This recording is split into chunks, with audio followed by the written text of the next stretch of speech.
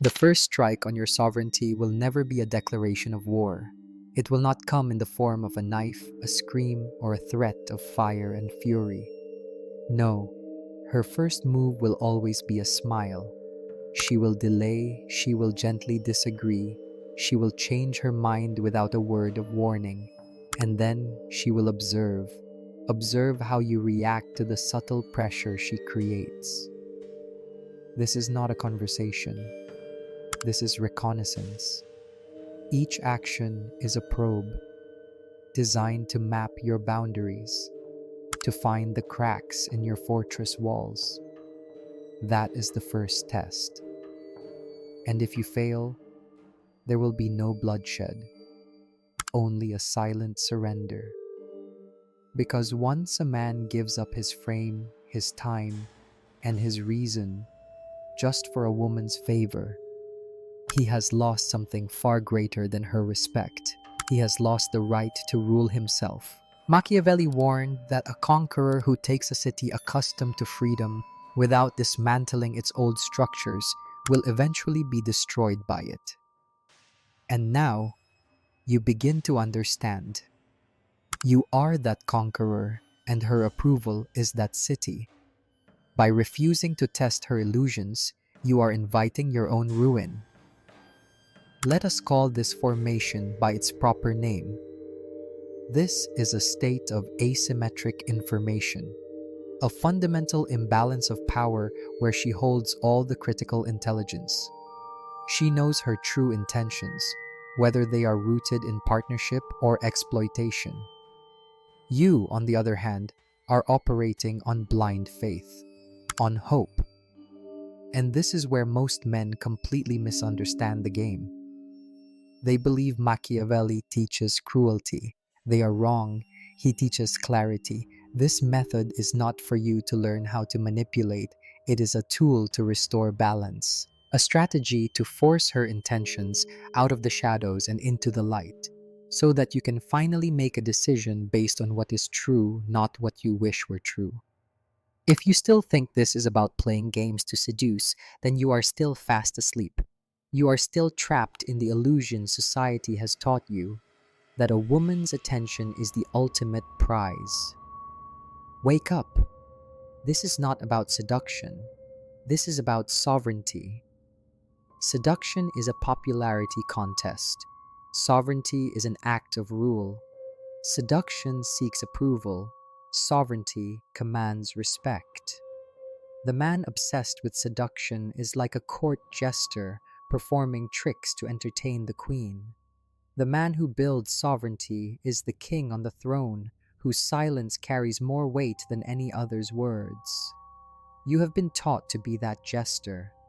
Consider this. The man who never tests the intentions of those around him is like a king who never patrols his borders.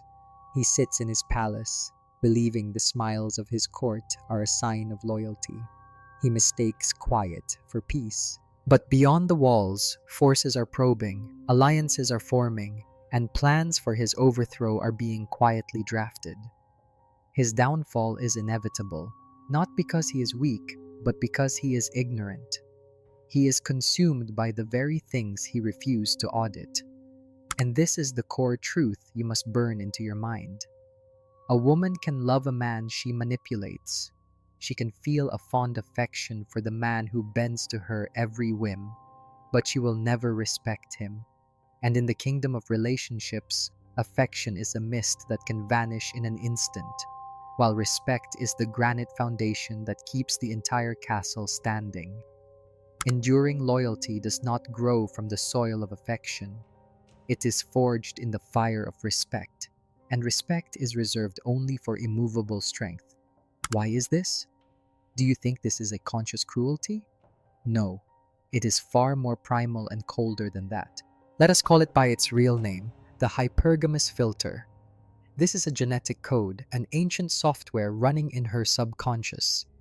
In evolutionary biological terms, a woman's survival and that of her offspring depended on selecting a mate of superior strength, status, and resources. The covert tests she deploys are not a conscious game, they are an instinctual mechanism. a relentless screening process designed to answer a single survival-based question.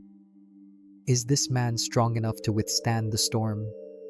Is he a solid rock upon which to build an empire, or just a pile of sand that will be washed away by the first wave?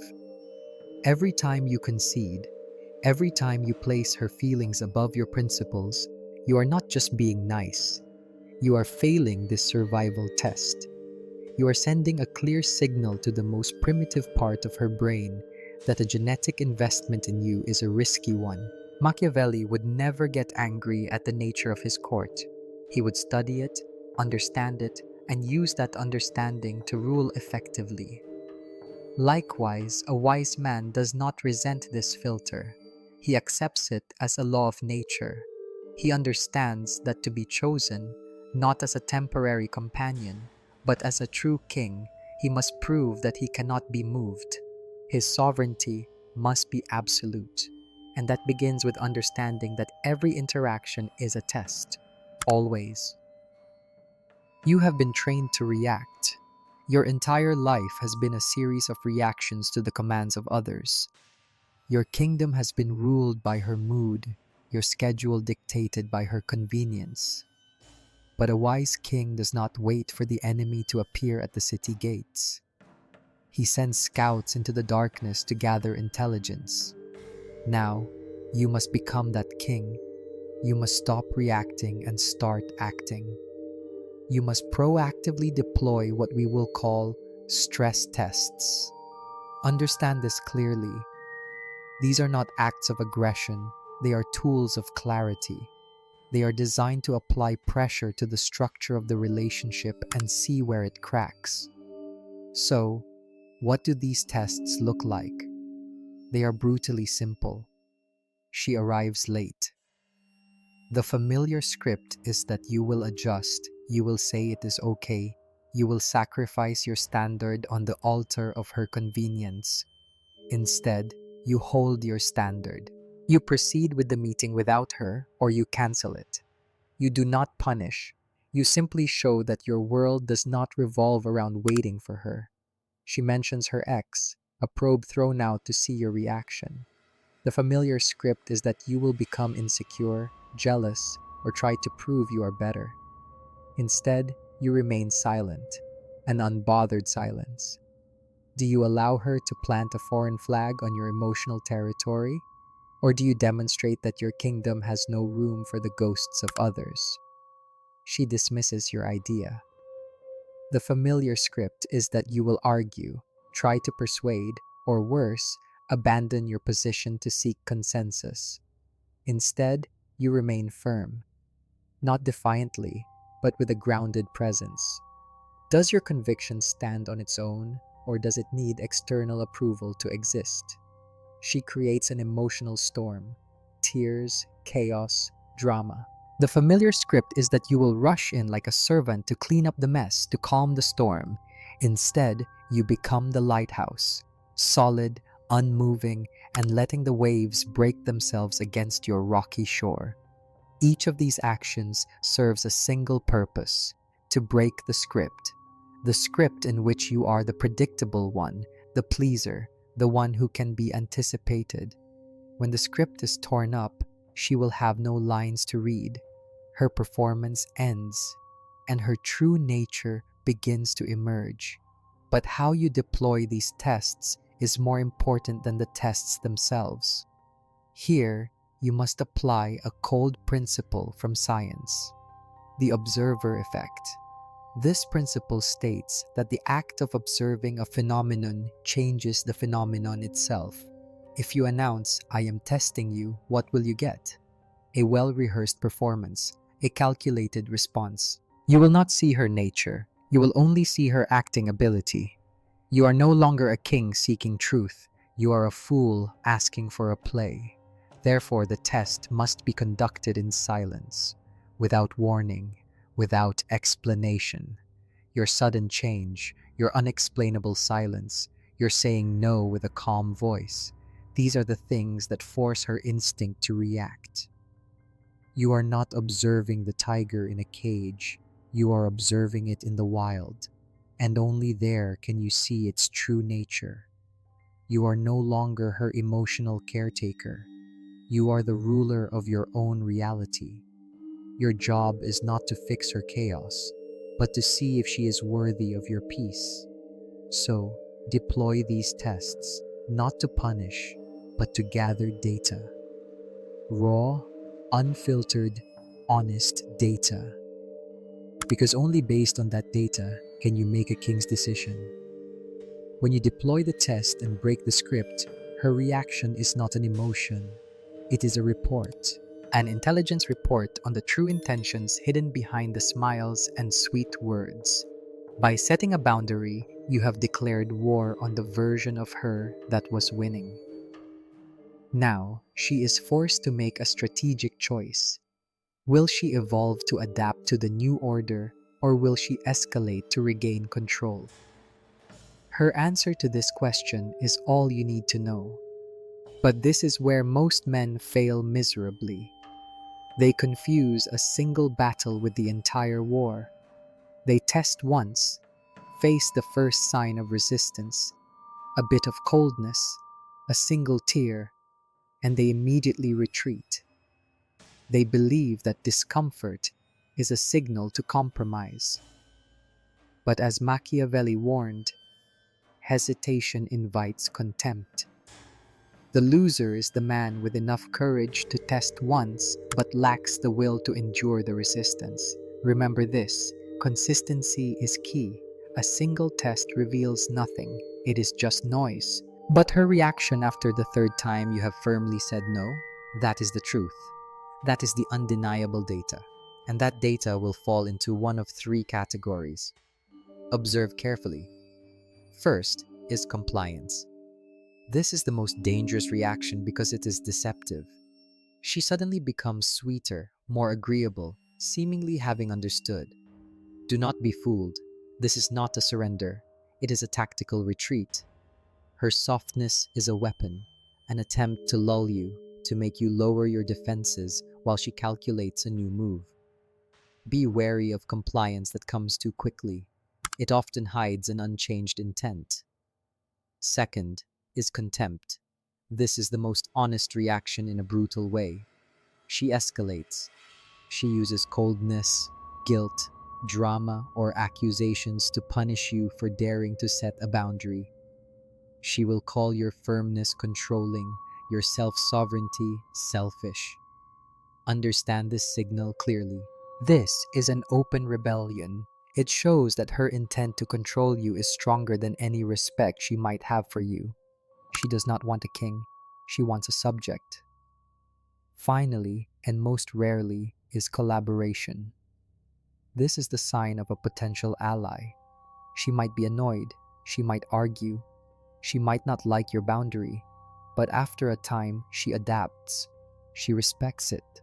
She begins to interact with you based on the new reality. She shows that her respect for your strength is greater than her momentary discomfort. This is not submission. This is a recognition of power. 3 reactions, 3 paths, a single report. Your job is not to change her reaction. Your job is to observe it coldly, categorize it accurately, and act on the truth it reveals. Her reaction is not a negotiation. It is the final answer. And now, after walking through the wasteland of truth, you stand at a crossroads. You have 2 choices, and there is no third. The first choice is the familiar path. You can leave here, return to the kingdom of pleasant lies, and continue to believe that love only requires kindness, that your efforts will be recognized. You can continue to confuse appeasement with love, and her silence with approval. It is an option. But know this, it is the path to a quiet collapse. The second choice is the path of a king, the path of clarity. To begin the process of auditing, stop thinking of this as a relationship test. Start seeing it for what it is, a due diligence process. In business, No wise investor would pour millions of dollars into a company without scrutinizing every number, checking every asset, and vetting every claim. They do this not because they are cruel, they do it because they are responsible for their capital. So why, oh man, are you willing to invest your most precious assets, your time, your energy, your peace of mind, and the future of your own kingdom in a person you refuse to audit? You are gambling your entire empire on a smile and a feeling. That is not romance. That is strategic insanity. Testing is not an act of cruelty. It is an act of wise and responsible investment in your own future. Refusing to perform due diligence is not a sign of trust.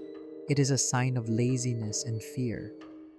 It means you are accepting the risk of spiritual bankruptcy.